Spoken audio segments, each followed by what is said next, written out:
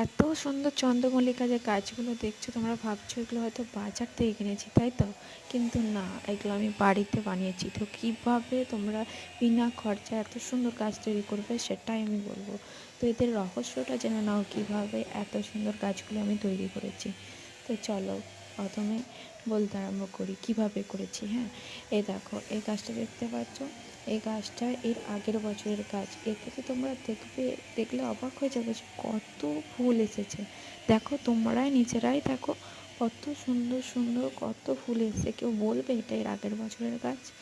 তো এর আগের বছরের তার আগের বছরেরও গাছ আছে, মানে আমার এই চন্দ্রমল্লিকা গাছ থেকে গাছ করছি 3 বছর আগে থেকে।